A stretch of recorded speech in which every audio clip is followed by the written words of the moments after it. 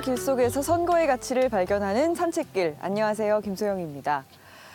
건강하고 아름다운 사회는 몇몇의 리더가 아닌 곳곳에서 제 몫을 다하는 평범한 사람들에 의해서 비로소 완성이 되는데요. 오늘 산책을 통해서 바로 그 민주주의 사회를 지탱하고 있는 시민들이 더 행복해질 수 있는 방법, 그리고 그것의 가치를 발견해 보도록 하겠습니다. 먼저 저와 함께할 산책 친구를 불러봐야겠죠? 안녕하세요. 안녕하세요. 안녕하세요.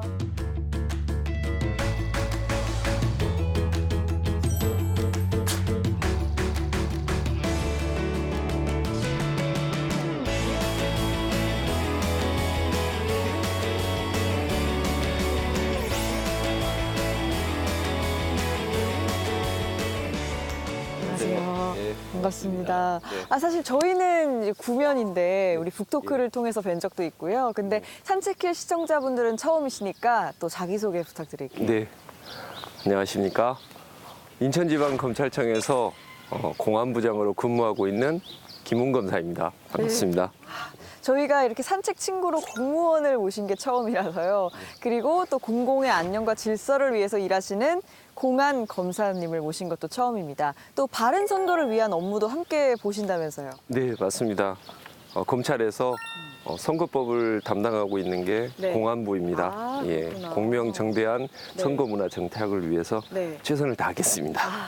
정말 그러면 오늘은 이 선거와 관련해서 나눌 수 있는 말이 참 많을 것 같습니다. 네, 잠시 후에 자세히 들어보기로 하고요. 또 저희가 책과 함께하는 방송인 만큼 책을 얼마나 사랑하시는지도 여쭤봐야 되는데, 사실 저는 우리 검사님의 책을 읽어봤기 때문에 얼마나 많은 책을 좋아하시는지, 뭐 철학, 인문학, 심리학, 게임, 스포츠, 뭐 방대한 독서를 하셨다는 걸 알고 있는데, 뭐 책을 정말 좋아하시죠?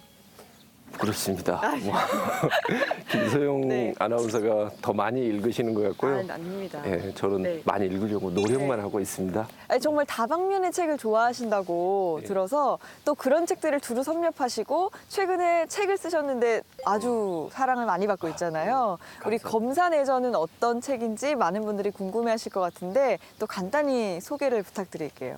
네, 뭐 제 이야기인데 예, 뭐 꼴찌 검사가 사고를 치면서 예, 또 인생을 배우고 네. 또 사람을 배운다는 뭐 그런 이야기입니다. 성장기 같은. 예, 그렇습니다. 예, 아직 성장 네. 중입니다. 저희는 근데 저도 그렇고 뭐 저희 남편도 그렇고 이 검사내전이라는 책을 읽고 너무너무 재미가 있었고 또 실제로 검사님을 뵙고 나서 더 정말 강추하는 책이기도 한데 이거를 고르는 게 사실 정말 어렵다는 거 알고는 있지만 검사내전 속에서 가장 사랑하는 문장, 뭐 들려주고 싶은 문장이 또 있으신가요? 네, 제가 쓴 구절 중에 네. 세상의 비난에 어리둥절하면서도 늘 보람을 꿈꾸는 후배들에게 생활형 검사로 살아봤는데 그리 나쁜 선택은 아니었다. 그런 이야기를 하고 싶었다. 네. 라는 구절이 있는데요. 제가 책을 쓴 이유 같습니다. 네, 생활형 검사로 사는 것도 나쁘지 않았다라는 문장. 네, 오늘 어느 때보다 선거 그리고 민주주의의 가치에 대해서 자세히 알게 되는 산책길이 아닐까 싶습니다. 그럼 본격적으로 김웅 검사님과 함께할 오늘의 산책 동네 공개합니다.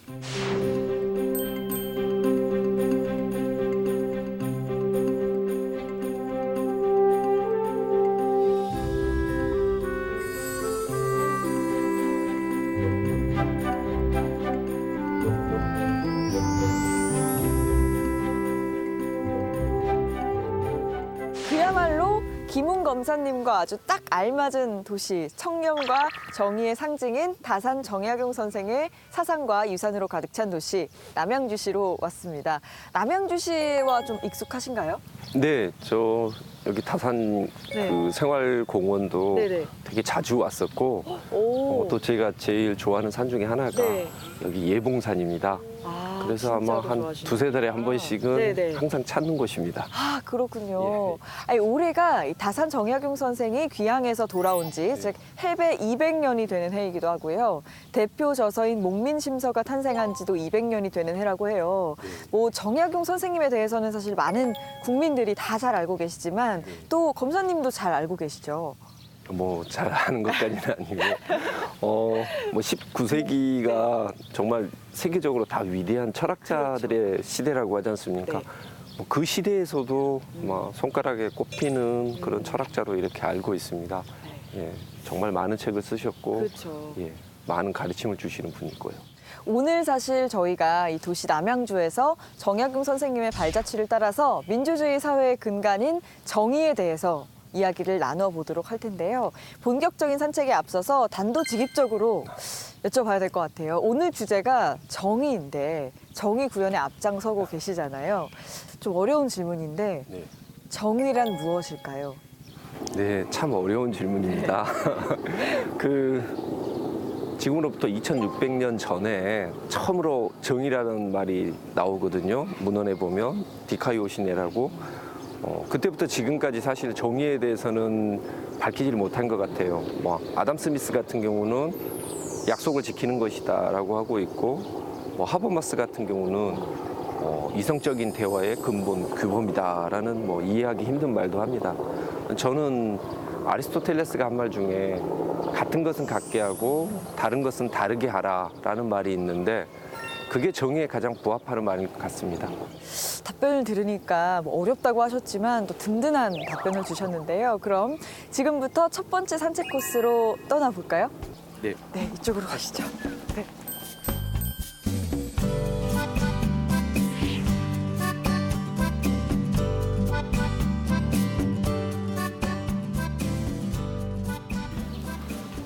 또 오늘 정약용 선생님의 도시인 남양주에 저희가 왔는데 또 김훈 검사님과 함께 걸어볼 곳이 이 문화의 거리 맞나요? 다산 문화의 거리에 네. 온 것 같아요. 네. 아, 이곳을 지나가면 정약용 선생님의 다양한 흔적들을 볼 네. 수 있다고 들어서 먼저 네. 이곳에 왔거든요. 혹시 와보신 적 있으세요? 네, 저는 한 서너 번 와봤습니다.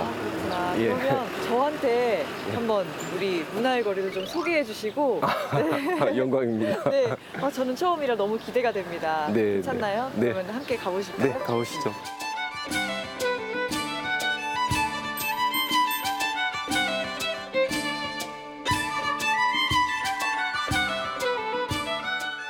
지금 이게 이 정약용 선생님이 만드신 거중기인 거죠?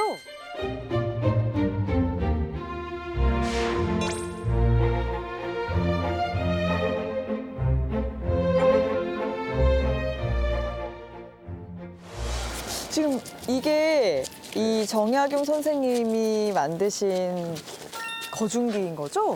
모형. 예, 맞습니다. 아, 이렇게 생겼구나. 그림은 많이 봤는데 이렇게 생겼구나.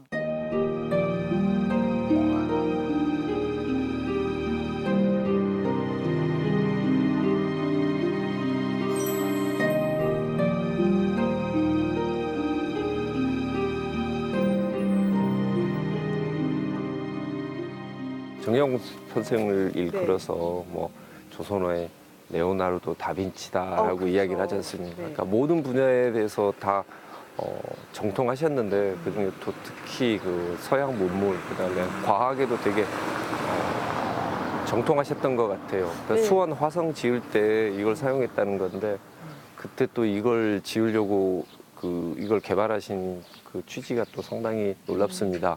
그러니까 많은 사람들이 백성들이 고생을 하는데 네. 그거보다 이런 문물을 이용을 하면 많은 사람들의 그런 수고를 덜 수 있다라고 해서 만드셨다고 하거든요. 실제로 이건 투입이 됐고 네. 그래서 화성은 우리나라 산성 그 성 역사상 네. 축조 역사상 가장 빨리 축조된 성 중에 하나입니다. 이 거중기 덕분에. 그렇죠.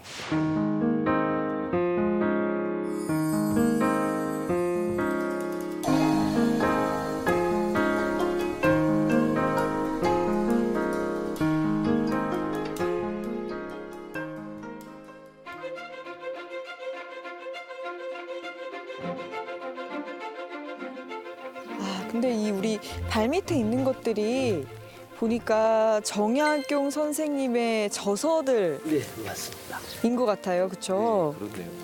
아, 정말 어마어마한 양이죠. 저희는 책을 이렇게 한 권씩 쓰는 것도 되게 힘들었는데 이게 정말 총 몇 권입니까? 전부 500권 네. 넘는다고 하는데 또 분야도 정말 다양해요. 네.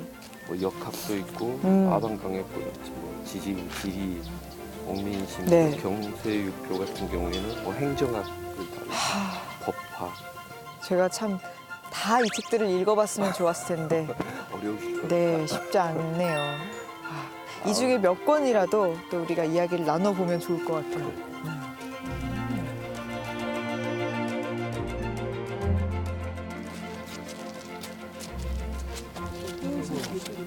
아, 이게 네. 법조인들한테 상당히 중요한 책입니다. 이게. 네.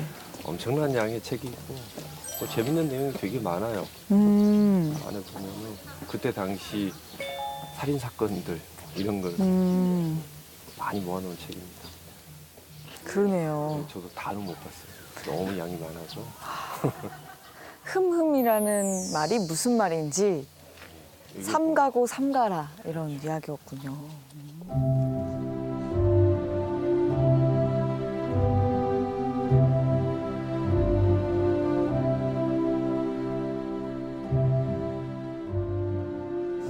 여기가 정약용 선생님 묘인 것 같네요. 네, 그런 것 같습니다. 묘와 또 살아계시던 모습을 볼 수 있는 공간인 것 같습니다. 한번 들어가 볼까요? 네. 예.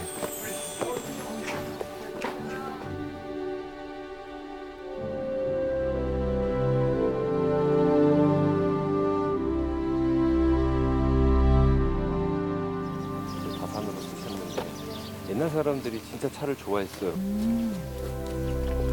동상이 있네요. 이게 그림으로만 보다가 또 동상으로 본 것도 처음인 것 같고, 아, 이것들은 약간 정약용 선생님의 그러네요. 어떤 흔적들.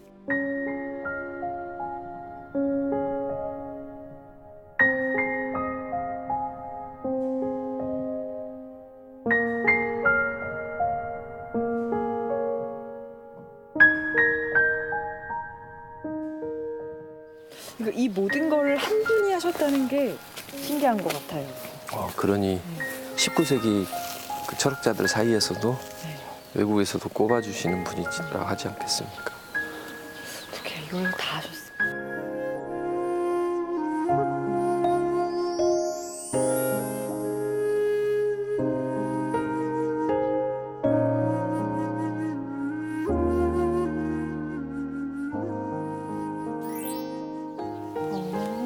아, 다산기념관인가 봐요. 네. 엄청 넓은데 안에 뭐가 있을지 궁금한데요? 한번 들어가 보시죠. 네.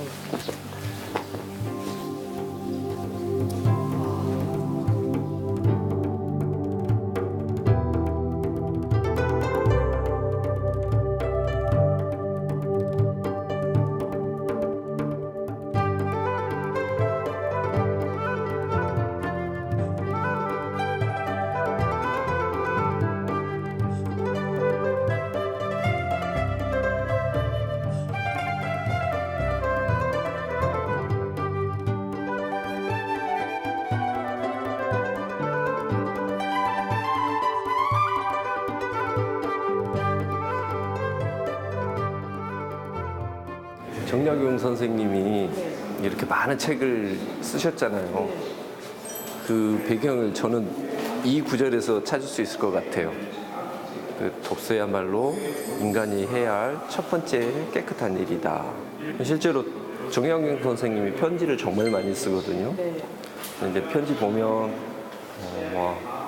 눈물을 많이 흘리시면서 그 자신의 어려움이나 뭐 가족들에 대한 그리움 이야기를 하시고 또 감사 편지를 되게 많이 보내십니다. 네, 그 중에 대부분 보면 차를 보내주시거나 네, 아니면 책을 보내주신 분. 아, 이렇게 귀한 책을 보내줘서 너무너무 고맙다. 뭐 그런 구절이 정말 많이 나와요. 그래서 정말 책을 정말 좋아하셨고. 그렇죠. 정말 책이 없었더라면 그런 업적들도 없었을지도 모르겠다는 생각이 드는 것 같습니다.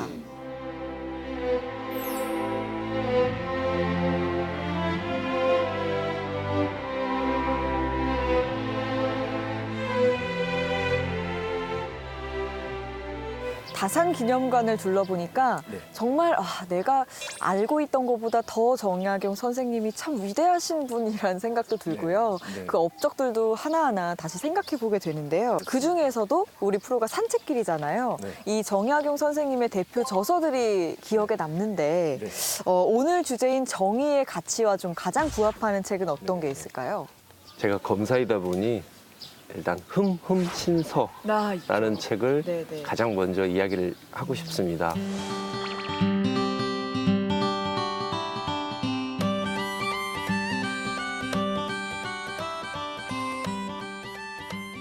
원래 정약용 선생님은 지금으로 따지면 법무부 차관보 정도인 형조 참의를 하셨어요. 그리고 황해도에 가서 곡산 부사를 하셨는데 다산 선생님이 네. 눈물이 많으셨어요. 네. 그래서 불쌍한 사람을 보면은 함부로 이렇게 넘어가지를 못하십니다. 근데 곡산 부사를 가셔서 보니까 재판에 억울한 그런 네. 백성들을 많이 보신 거예요. 아, 이러면 안 되겠다 해서 형법과 그다음에 재판 그리고 형의 집행 네. 이걸 총망라해서 흠흠신서를 만듭니다. 그러니까 전체적으로 한 30권 정도 되고요. 네. 중국에 있는 대명률부터 시작해서 거의 모든 그 당시의 그 형법전 그리고 실제 발생했던 살인 사건들 이런 것들을 총망라해 놓은 정말 대단한 조서라고 할 수 있습니다.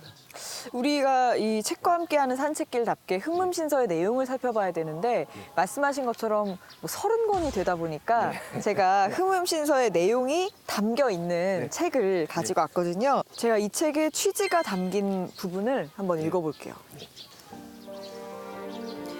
일처리가 재빠르고 판결이 물 흐르듯 거침이 없어 책상 위에 처리할 서류가 없어진다면 기쁜 일이지만 바삐 서두르다가는 열의 9은 실수하게 된다. 그러므로 오히려 정밀하고 자세하며 침착하고 무게 있게 처리함을 우선으로 삼아야 할 것이다. 다사는 소송을 꼼꼼하게 처리하는 것도 중요하지만 이보다 앞서 백성들이 억울함을 호소할 통로가 막혀서는 안 된다고 주장했다.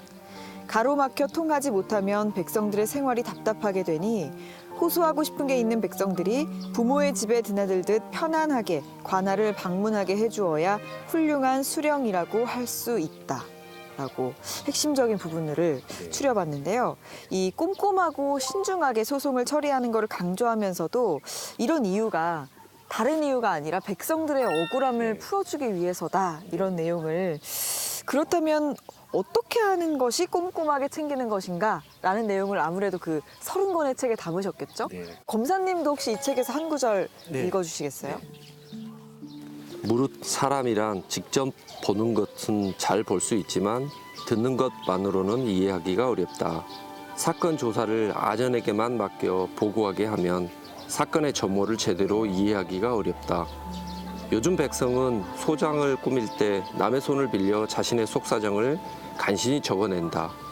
그런데 아전은 소장의 알맹이는 다 빼버리고 그 끝부분만 보고하니 사또가 비록 업무 처리에 탁월하다 해도 그 끝부분만 듣고서야 어떻게 시시비비를 가리겠는가.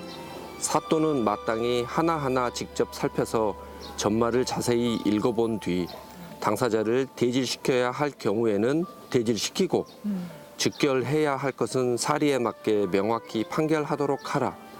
아전으로 하여금 보고하게 하는 법은 반드시 폐지해야 한다. 아, 이 구절인데요. 뜨끔합니다. 뜨끔합니다. 반성을 많이 하게 되는 것이고 참 사실 어떻게 보면 수많은 사건을 다 하나하나 살핀다는 것은 정말 힘들거든요.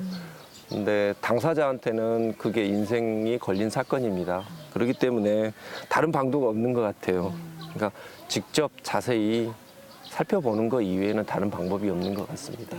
반성하고 있습니다. 아유, 별 말씀을요. 이 흠흠신서의 흠흠이라는 말처럼 네. 형벌을 가릴 때 신중에 신중을 기하라는 얘기잖아요. 네. 근데 이 말씀하신 내용을 읽어보니까 네. 뭐 아전이라든가 사또라는 그 단어만 바꾸면 네. 사실 현대의 에도 똑같이 네, 적용할 수 있는 그런 내용인 것 같아요. 검사하고 수사관을 네. 바꾸면 됩니다. 뭐 검사님은 이 사건을 수사하실 때 네, 네. 흠흠하는 과정을 통해서 뭐 어떤 이면을 발견하시거나 그러셨던 적이 있나요?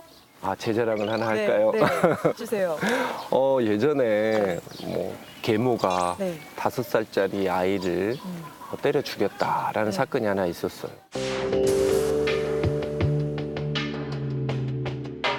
방송에도 그게 많이 나왔어요. 그래서 뭐 사람들이 저런 나쁜 계모는 반드시 엄벌을 쳐야 된다 이렇게 이야기를 하는데 그 기록을 자세히 봤더니 그 계모의 자백하고 실제 상처 부위가 좀 다르더라고요. 오, 그래서 좀 이거는 처음부터 다시 조사를 네. 해야겠다 생각을 해서 처음부터 완전히 다시 조사를 했습니다. 부검 조사서까지 다 다시 보고. 그래서 결국은 사실은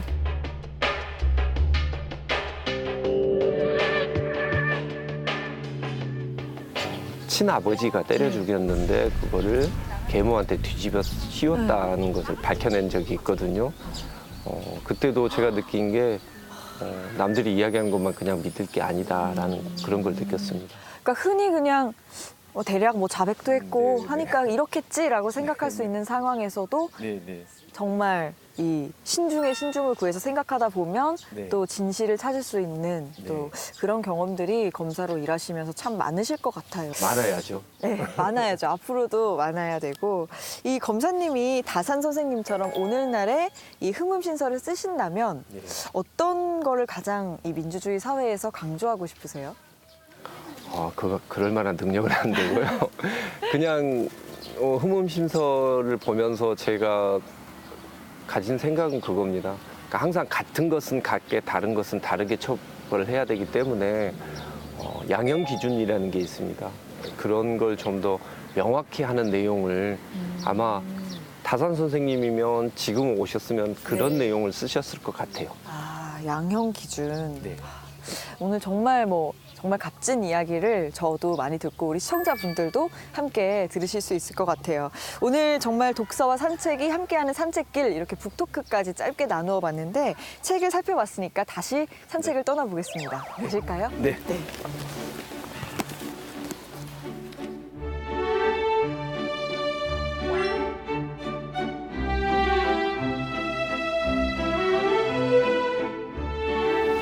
여기가 네. 여유당인가 봅니다.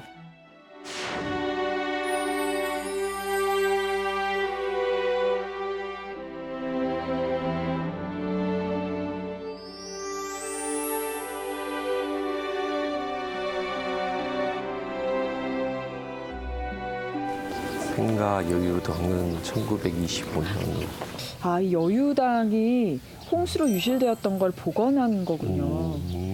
이 여유당이 노자의 도덕경에 나오는 단어라고 하더라고요. 그렇군요. 한번 들어가 보실까요? 네.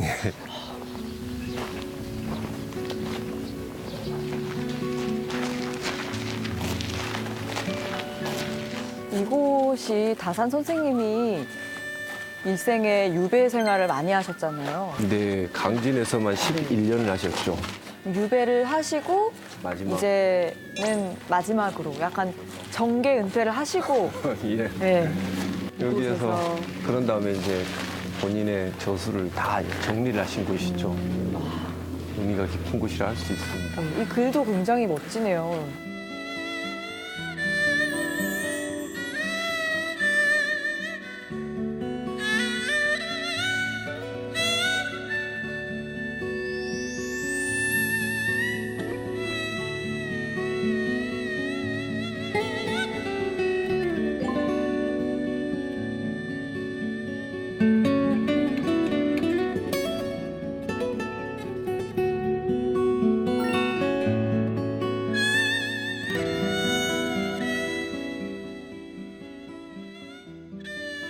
네, 이렇게 다산의 생각까지 둘러봤는데요.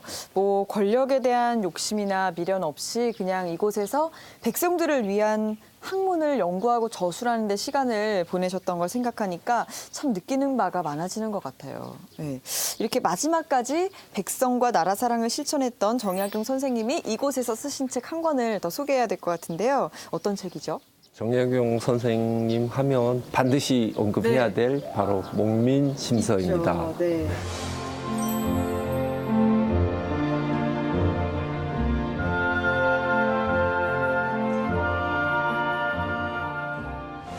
저기 흠흠신서가 저희와 같은 그 검사나 법조인이 주로 봐야 될 책이라고 하면 목민심서는 그 시대의 그 관료들이 어떤 마음가짐을 가져야 하는지에 대한 책입니다. 지금도 여전히 유효한 책이고 예, 그래서 영원한 고전이라고 할 수 있습니다.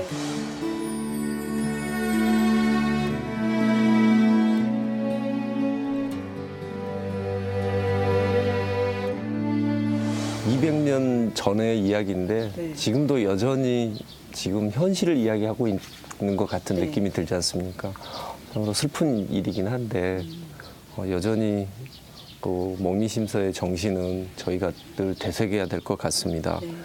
사실은 공직자분들이 특히나 이제 선거, 국민들의 투표로 선출되는 그 중에서도 뭐 선거, 국민들의 투표로 선출되는 분들은 사실은 이 정책 관리자들 분들도 이 목민심서의 내용을 유념하시는 거는 당연한 일인 것 같아요. 근데 또 검사님처럼 사법부는 결정을 내릴 때 막 민심과 여론을 반영해서 그때그때 결정을 내리는 건 아니잖아요.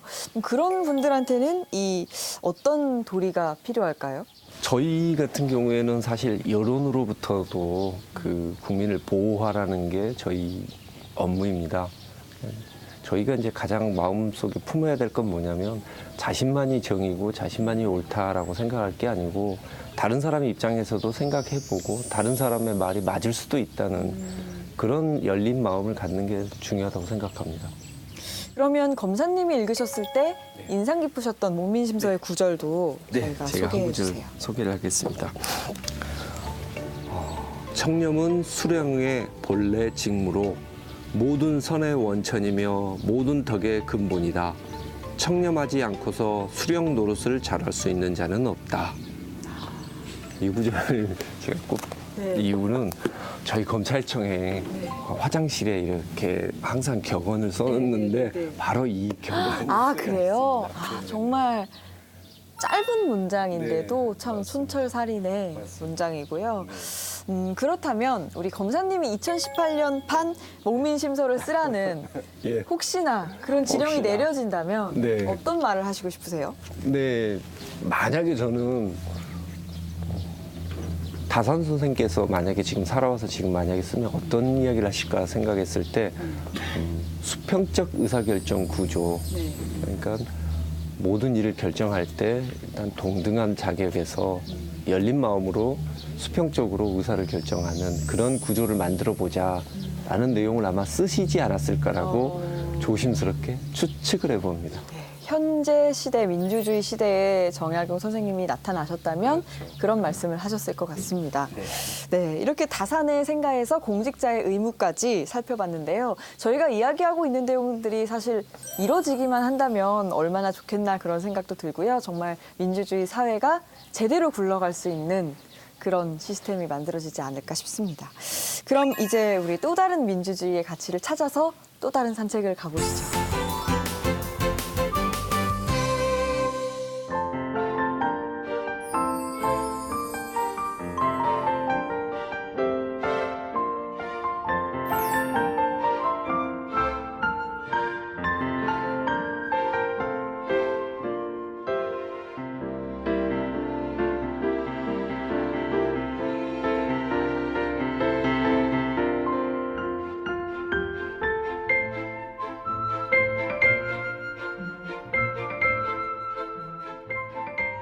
오늘 이렇게 아침부터 분주하게 산책해보니까 어떠세요?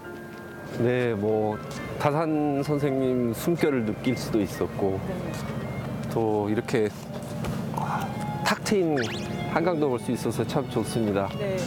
근데 생각보다 빡빡하고 힘드네요. 저희 산책길이 좀 호락호락한 프로그램이 네, 아니어서 그런 것 같습니다. 네, 체력이 좀 필요한데 그래서 네. 제가 네. 또 약간 휴식도 취하시고 아, 네. 다방면에 관심 많으시잖아요. 네. 그래서 조금 함께 쉬고 즐길 수 있는 곳을 네. 따라온 거거든요, 사실. 아. 바로 이곳입니다. I love coffee, I love tea. I love the Java Jive and it loves me. Coffee and tea and the Java and me. A cup, a cup, a cup, a cup, a cup. I love Java, sweet and high. Whoops, Mr. Moto, I'm a coffee pie. Shoot me the pot and I'll pour me a shot. A cup, a cup, a cup, a cup, a cup. Oh, 이곳이 이렇게 좋은 강이랑 커피를 네. 마실 수 있는 카페도 있는데요. 네. 이 뒤쪽에 바로 커피 박물관이 있어요. 아, 그래가지고 박물관이요? 뭐 우리나라 커피 역사나 커피 만드는 법 그리고 우리 뭐 소외계층들을 위해서 커피 교실을 운영하시기도 하고 음악회도 연다고 해서 아마 이것저것 구경하실 게 많으실 거예요. 아, 일단 커피부터. 네. 네.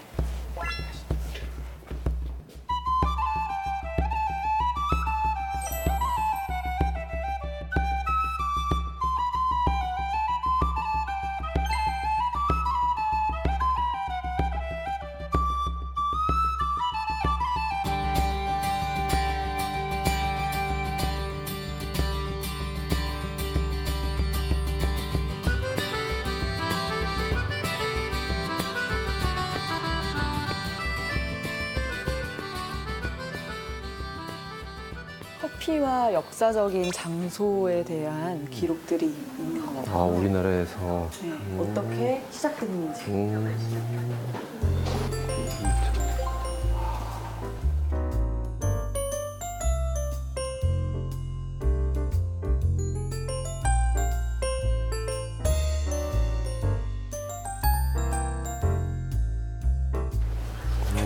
우와. 고종 황제가 커피를 드실 때 사용했던 오. 커피 스푼.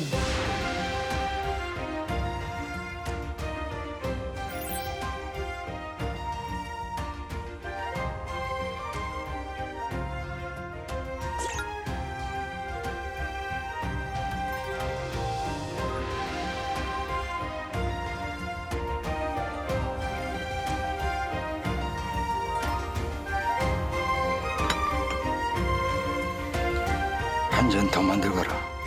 예전에 참 그 어려운 시절에 커피 한 잔 네. 드시면서 애환이 여기 녹아 있겠습니다. 거의 한 100년 정도가 된 물건이네요.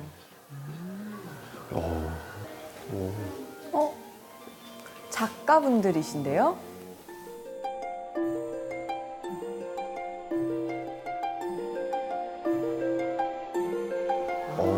볼테르, 칸트. 최만식 작가. 커피를 좋아하셨던 그 명사들이나 들을 다 문인, 위인들의 사진입니다.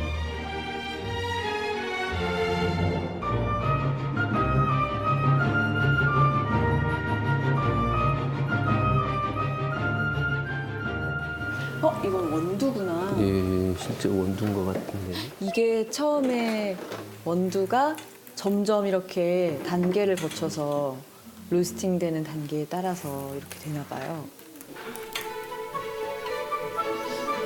오, 향이 나네.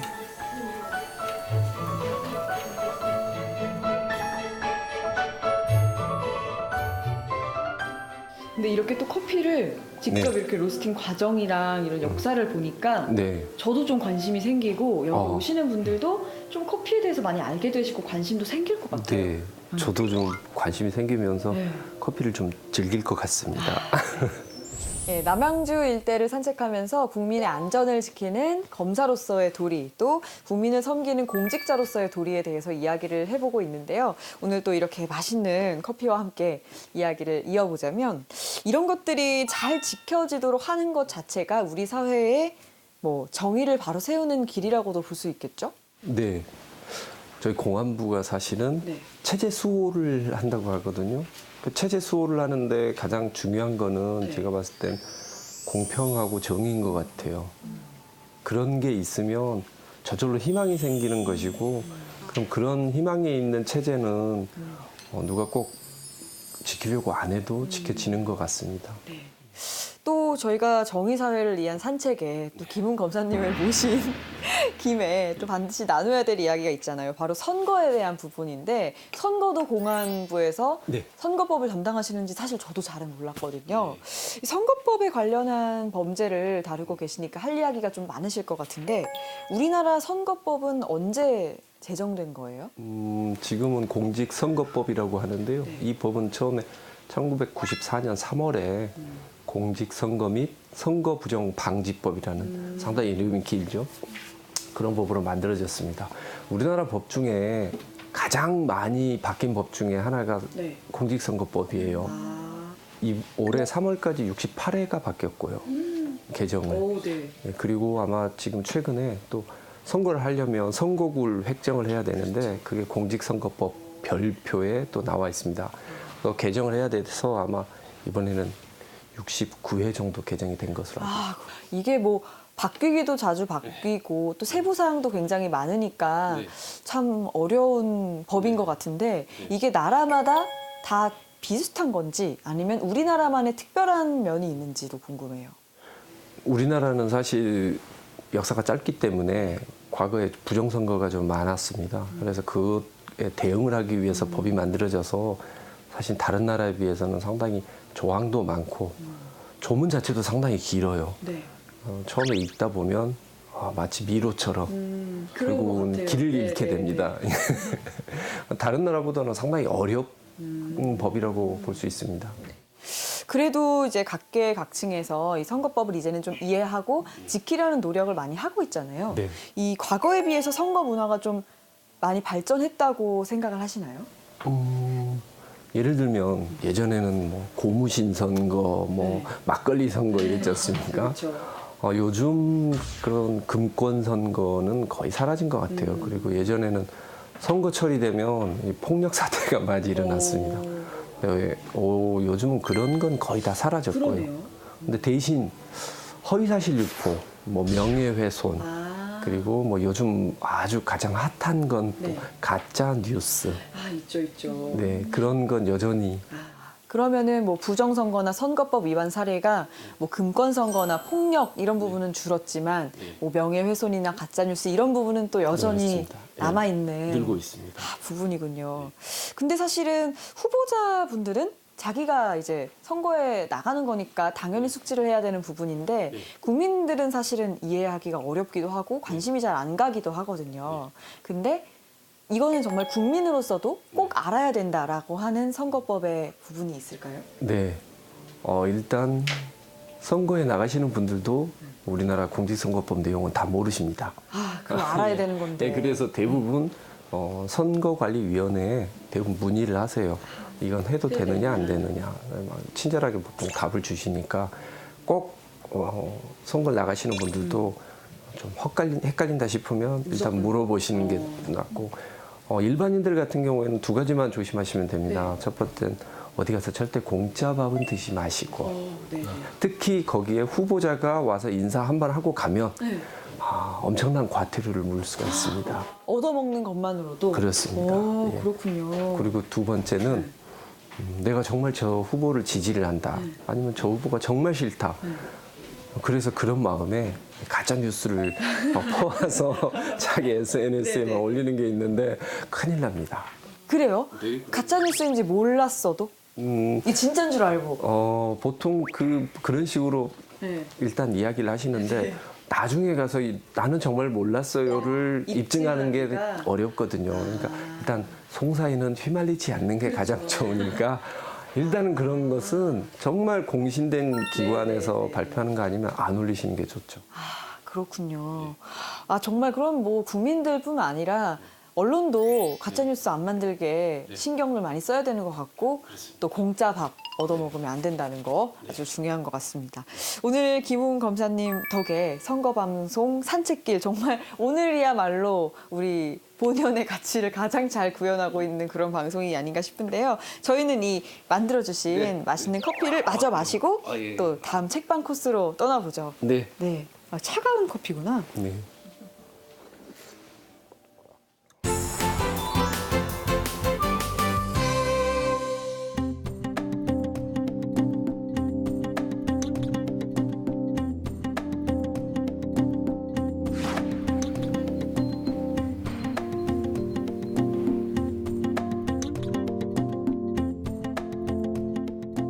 저희가 오늘 아침부터 정약용 선생님의 발자취도 따라가고 커피도 배웠잖아요. 네, 네. 그리고 나서 이제 남양주에서 산과 강을 따라 쭉 내려오면 바로 이 강동구가 예, 나오거든요. 저희가 여기 왜 왔냐면 네. 여기에 정말 꼭 가보고 싶은 네. 책방이 있다고 해서 아, 그래요? 찾아왔습니다. 네. 이번엔 책방 코스로 네. 우리 마지막 만나볼 책방은 어디 있냐면 이 근처라고 들었는데 것 같진 않은데. 네, 근데 이 골목에 책방이 있대요.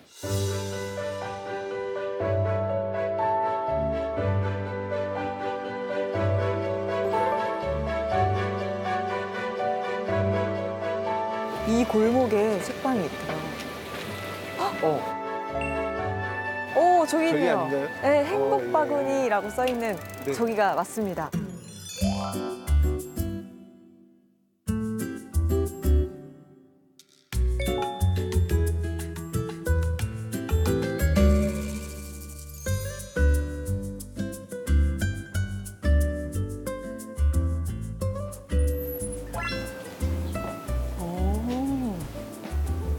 책이 꽤 많은데요?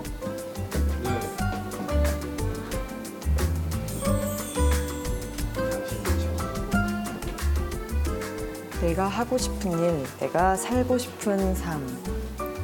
약간 젊은 분들이 좀 도움이 될 것 같은 책들도 많은 것 같고요.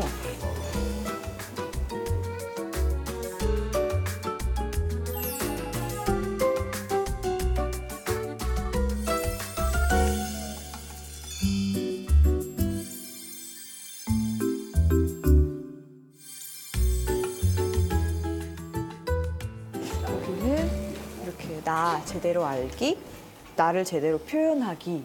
그리고 여기는 그냥 개인 서가래요. 손님들이 원하는 책을 꽂아두고 사용하시면 되나 봐요.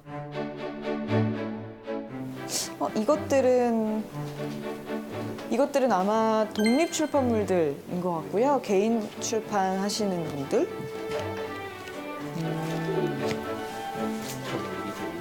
아프라고 청춘이냐. 이거는 질문을 던졌나 봐요. 책방 주인분이. 만약에 행복이란 여기 많은 고객분들이 찾아주시나 봐요. 찾아서 이렇게 나에게 행복이 무엇인지 적어주시고.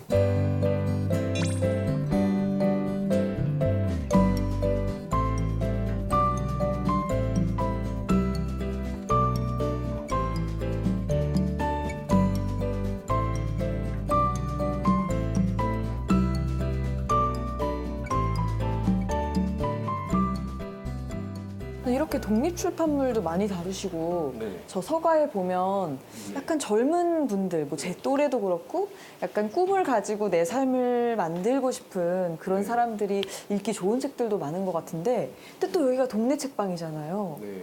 어떤 분이 주인이신 건지 어떤 손님들이 찾아오시는 건지 아직 감이 좀 안 잡히는데 주인분을 얼른 만나봐야 될 것 같아요. 주인을 만나보는 네. 게 제일 빠를 것 같아요. 네. 살아있는 책과 길, 산책길에서 만난 선거. 오늘은 행복에 대해서 스스로 고민해 볼 수 있는 책방 행복 바구니에 찾아왔습니다. 김웅 검사님은 우리 둘러보시니까 소감이 어떠세요?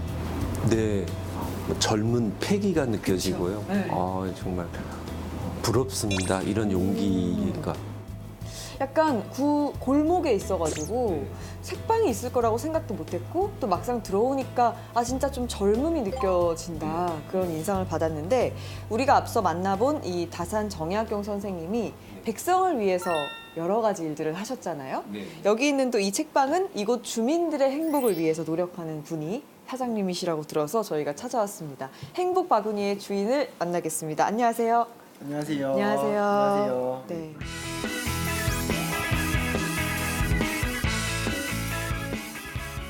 이 행복 바구니가 내가 찾은 행복을 이곳 주민들과 나누고 싶어서 만들어진 책방이다라고 들었는데 생각보다 너무 젊으셔서 이렇게 젊은 나이에 벌써 행복을 찾으신 거예요?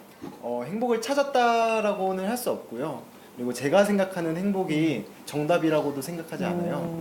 근데 제가 가지고 있는 이 생각을 그냥 사람들이랑 나누고 싶었어요. 나누면서 다른 사람들은 어떤 생각을 가지면서 살아가고 있는지도 궁금했고요.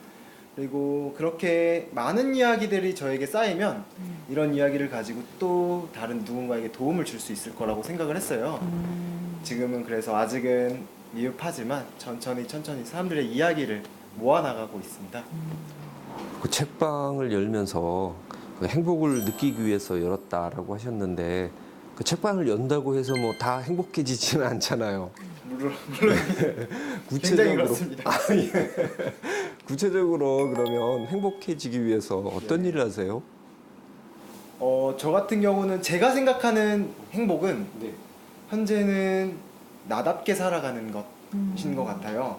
과거에는 저는 사실 돈을 진짜 많이 벌고 싶었거든요. 네. 그래서 전문직이 되고 싶었는데 어. 그래서 공부를 열심히 하고 경쟁을 치열하게 해가는 그 과정에서는 사실 나답게 살아간다? 이런 느낌을 받은 적이 한 번도 없어요. 그러니까 인지조차 못했던 것 같아요, 그 당시에는. 근데 운이 좋게도 인생의 터닝 포인트를 책을 통해서 만나게 됐고요. 그 이후에 제가 예상치 못했던 일들을 하면서 조금 더 나답게 살아가고 있는 중이구나 라는 거를 어느 순간 그냥 느끼게 됐던 것 같아요. 근데 그 순간에는 그걸 몰랐거든요. 네. 그냥 기분이 좋았어요, 그냥. 근데 시간이 또 많이 흐르고 나서 보니까 아, 이게 나에게는 행복이라는 감정일 수도 있겠구나 라고 생각을 했던 것 같아요. 네. 아, 근데 너무 좋은 말씀을 해주셨는데 사실 저도 책방을 하니까 또 너무 그 좋은 점에 대해서도 이해를 하지만 사실 진짜 힘들잖아요, 책방 하는 거. 엄청나게 네, 힘듭니다. 역경이 있는 걸 제가 알고 있는데 사실 어떤 역경들이 좀 있으신지. 일단은 사람이 많이 없죠. 네. 네. 그리고 이 동네의 경우는 이제 뭐 마포구, 뭐 연남동 이런 데랑은 또 분위기가 달라서 아직은 이런 독립출판물이라는 거에 대해서 아직도 많이 익숙하지 네, 않으신 것 네, 같아요, 네. 손님들께서. 그런 것들 인식을 조금 변화시키고 싶은데 이런 과정이 사실 굉장히 어려운 부분인 것 같아요. 어렵죠. 사실은 책이 진짜 무겁거든요. 육체 노동도 해야 되고 정신 노동도 해야 되는 게 책방인데 이 동네에서 정말 책방을 운영하시니까 기쁨도 있으실 거고 행복도 있으실 것 같아요. 그렇게 어려움을 극복하는 걸 그 키워드로 이렇게 정리를 하셨다고 하던데 네. 그걸 바탕으로 큐레이션을 만드셨다고 그렇게 네. 들었거든요. 네네네. 그거에 대해서 좀 설명을 해주실래요? 20대 10년 동안 3번의 창업과 3번의 회사 생활을 하면서 이제 네, 회사 생활을 하면서 마지막 회사는 IT 회사를 다녔거든요. 근데 사실 기술 기반의 회사들이 이 발전하는 속도, 경쟁해야 하는 이런 난관들이 굉장히 치열하고 힘들다는 걸 느꼈어요. 근데 그걸 보면서 나도 나중에 창업을 다시 도전할 텐데 이런 것들을 할 수 있을까? 이런 고민을 진짜 많이 했어요. 그런데 이런 것들을 보니까 진짜 중요한 게 뭔지 고민을 해야겠더라고요, 무조건. 그래서 저는 기술이 아니라 앞으로 변하지 않을 건 뭘까? 이 고민을 되게 많이 했던 것 같아요. 그래서 제가 내린 결론은 행복이라는 감정은 변하지도 않을 것이며 시간이 많이 지났을 때 더 가치 있는 감정이 될 거라는 확신이 있었던 것 같아요. 그리고 그 와중에 나는 나만의 방식으로 행복이라는 감정을 이해하고 있다라고 생각을 했고요. 그래서 그거에 대한 이야기를 풀어 놓았는데 거기서 이제 궁극적으로 하고 싶은 이야기는 결국 나답게 살아가는 거예요. 행복에 대해서 고민하고 그리고 앞으로의 미래는 어떤 미래가 펼쳐질지 고민해 보면서 지금 현재 나는 어떤 삶의 스탠스를 취해야 하는가 이것들을 좀 고민해 볼 수 있게 하는 책들을 마련해 놨어요. 그리고 그 다음으로는 조금 인문학적인 서가인데 나에 대해서 이해하고 그리고 나를 조금 더 다양한 방식으로 표현하면서 나를 조금 더 나답게 만들어가는 방식에 대해서 고민해보고자 이런 서가들을 또 만들었고요.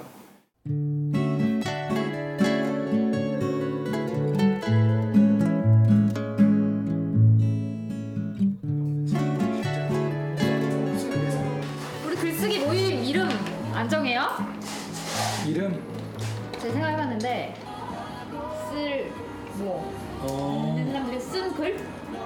전 저번에 이거 듣고 괜찮은데요? 네, 무릎을 근데 딱 뒤에 쓸모 있는 뭐가 있었으면 좋겠어요. 매일매일 퇴근하면은 직장인들 위해서 이런저런 모임 운영하고 있는데요. 오늘은 글쓰기 모임이 있는 날이라서 글쓰기 오늘 하러 이런저런 분들 와주셨습니다.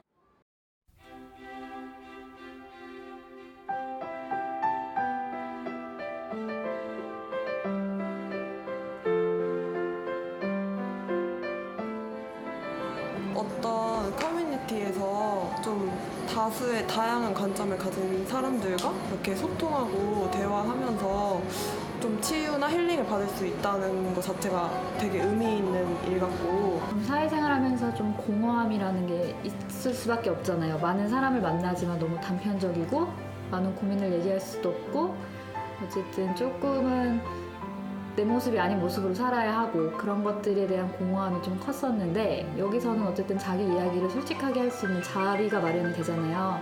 나는 이런 사람이고 난 이런 생각을 갖고 있고 뭐 이런 거에 대해서 좀 솔직하게 얘기할 수 있는 공간이 이렇게 모임을 통해서 해소가 되는 느낌인 것 같아요. 제가 봤을 때는.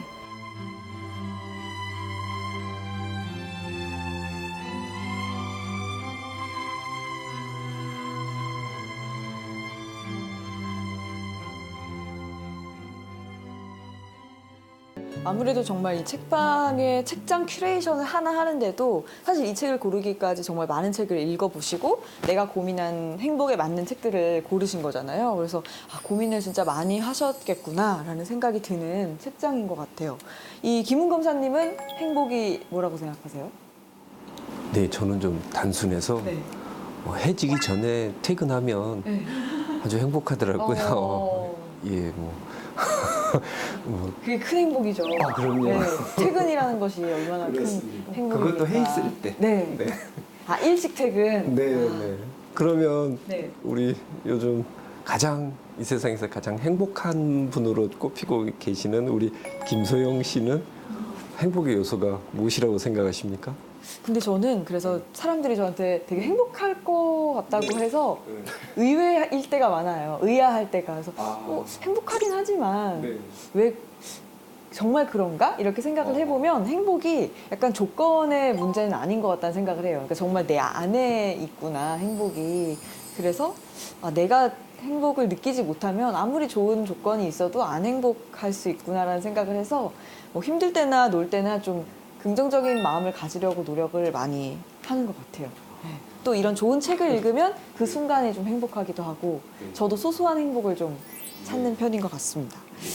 그러면은 우리 오늘 책방 주인님께 이 많은 좋은 책들 중에서 한 권의 책을 저희가 소개를 받고 싶은데 우리 오늘 산책길의 주제가 정의이거든요. 그래서 정의에 대한 책을 한 권 추천받을 수 있을까요? 네, 저는 김태준 작가님의 당신 지금 행복한가요라는 책을 골랐습니다. 네네.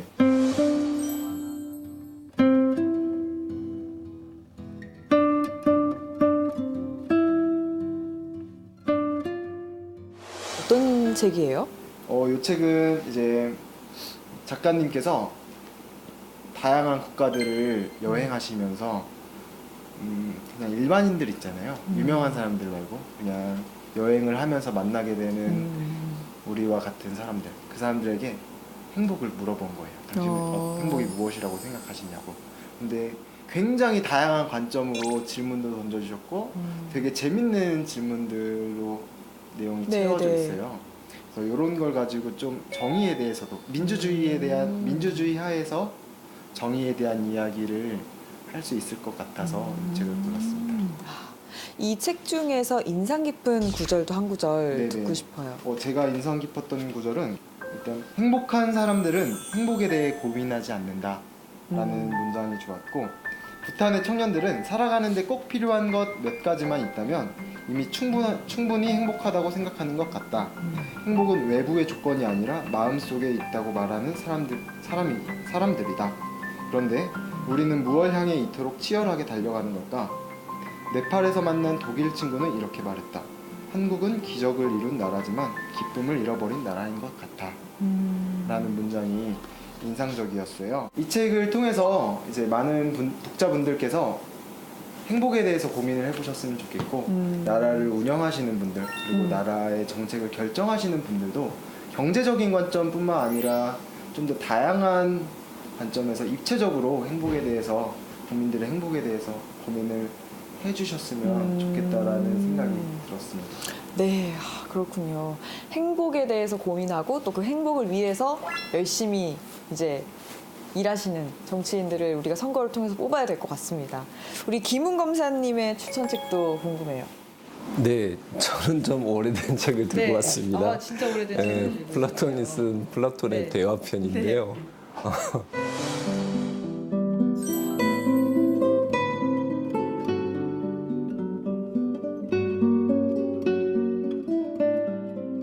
저는 늘 항상 이 책을 뭐 추천하곤 합니다. 사실 고전이긴 한데 많은 사람들이 실제로 읽지는 않고 여기가 무슨 뜻이 담겨 있는지에 대해서 크게 고민은 안 하시는 것 같아요. 근데 제가 보기에 가장 중요한 게 내가 뭘 안다는 것은 내가 모르는 게 뭔지를 아는 게 가장 중요한 것 같아요. 근데 여기 보면 끊임없이 질문을 던지거든요. 어떤 사람이 가지고 있는 생각에 대해서 그게 정말 맞는지에 대해서 계속 질문을 던지는데 그런 자세가 저한테는 정말 필요한 것 같았어요. 금방금방 어떤 아집이 생기더라고요. 근데 이런 책을 읽으면 그런 게 좀 많이 무너지는 것 같습니다. 그런 부분이 담긴 한 구절도 부탁드릴게요. 제가 가장 좋아하는 구절인데요. 소크라테스가 그 감옥에 갇히잖아요. 갇혔을 때 친구 크리톤이 찾아가서 탈옥을 하라 이러면서 이런 이야기를 해요. 그러니까 대중들한테 나쁜 평판을 받는 건 아주 큰 재앙을 불러온다. 그러니까 그걸 보고 소크라테스가 이렇게 답을 합니다. 정, 사, 미, 추, 선, 악 이런 것들을 생각하고 있는데 이런 것들에서 대중의 의견을 따르고 두려워해야 하는가? 그렇지 않고 다른 모든 사람들을 합친 것보다도 더 존경하고 두려워해야 할 전문가가 있다면 그 사람을 두려워하고 그 앞에서 부끄러워해야 하지 않는가? 이런 이야기가 있거든요. 특히 저희처럼 이제 법을 다루는 사람들 입장에서는 많은 그런 어떤 기분이나 어떤 사람들의 이런 분위기에서도 휩쓸리지 않고 바른 그 직업 윤리를 세우는 게 중요하다고 생각해서 저는 이 책을 골랐습니다. 그러면 혹시 우리 김수영 저요. 역시 저는 오늘도 느낀 게 같은 주제로 책을 골라도 참 다르다는 생각을 해요. 저는 사실은 이게 나의 한국 현대사, 역사, 근현대사 책을 가지고 왔는데